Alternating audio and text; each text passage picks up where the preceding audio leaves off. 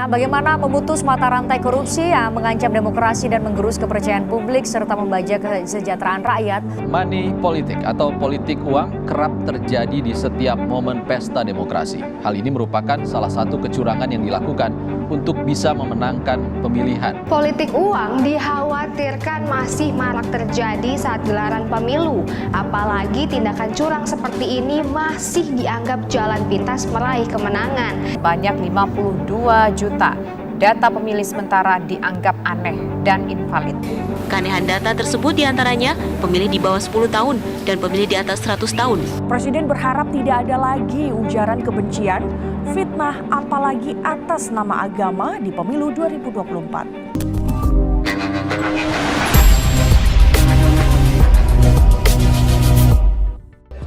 Halo Sobat PPATK, jumpa lagi di Jumatan, Jumpa PPATK Pekanan.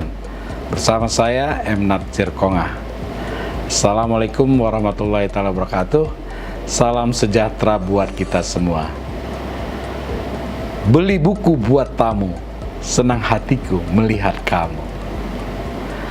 Pemilu serentak yang akan dilaksanakan pada Februari nanti semakin dekat. Pemilu ini merupakan bukti bahwa masih berjalannya demokrasi yang kita harapkan bersama dapat berlangsung secara jujur dan adil. Sebagai jaminan terselenggaranya pemilu sesuai dengan peraturan perundangan yang berlaku, maka PPATK kemudian membentuk Satgas Pemilu. Satgas ini melibatkan pihak-pihak terkait seperti Polri, KPU, Bawaslu. Kita semua siap untuk pemilu yang mendapatkan pemimpin berintegritas untuk Indonesia yang semakin baik. Sobat PPATK tentu perlu literasi, sosialisasi, dan senantiasa mengingatkan kepada kita semua masyarakat agar tidak menyebarkan dan selektif terhadap konten-konten yang memancing polarisasi, politik identitas, hoax, dan ujaran kebencian yang itu semua menjadi tugas kita bersama.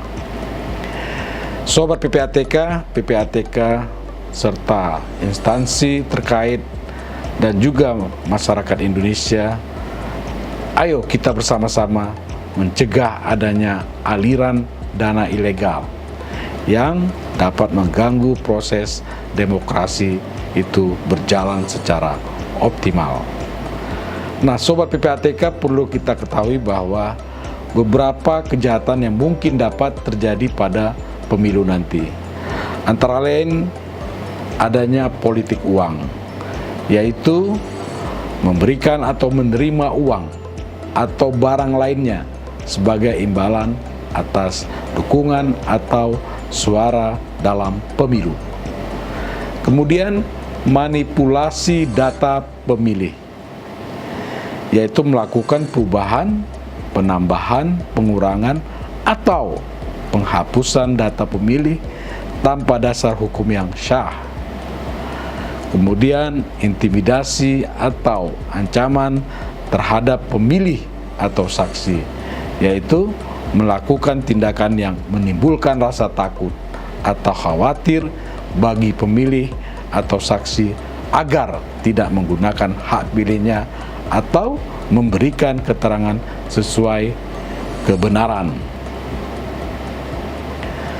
Penggunaan fasilitas negara untuk kepentingan kampanye, yaitu memanfaatkan gedung, kendaraan, peralatan, anggaran, atau pegawai negara untuk mendukung salah satu peserta pemilu.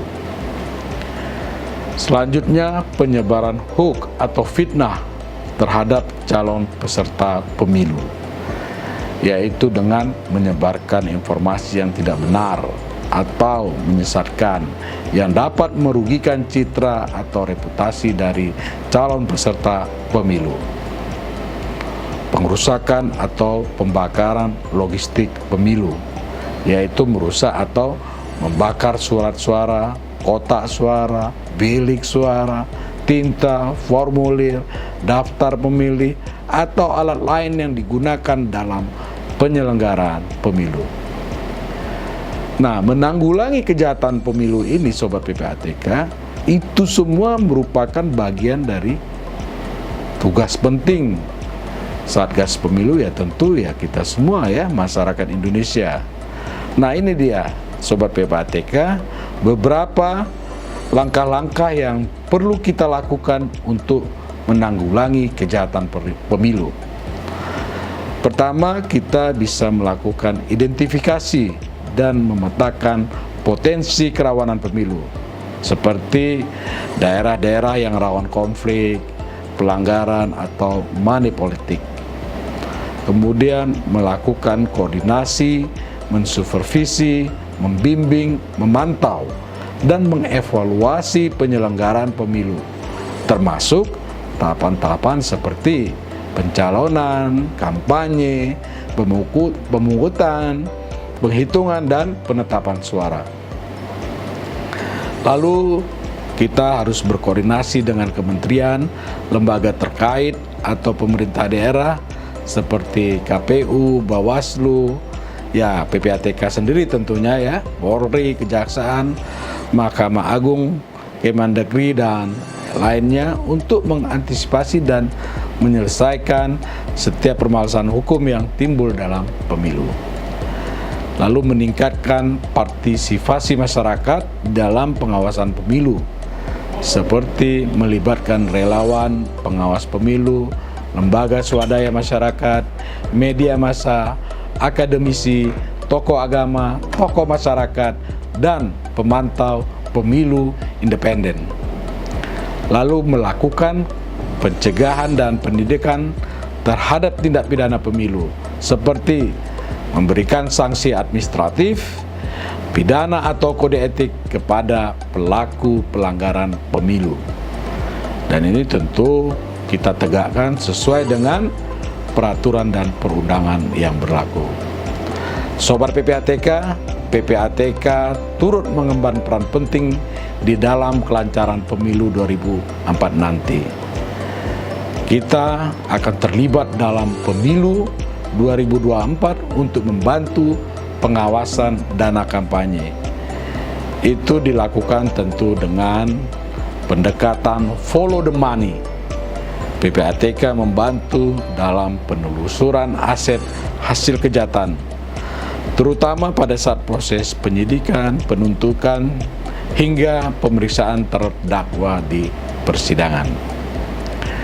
Oke Sobat PPATK, terus kita semangat ya untuk menuju pemilu bersih dan berintegritas, mendapatkan para pemimpin wakil rakyat yang memiliki integritas untuk kebaikan nusa dan bangsa.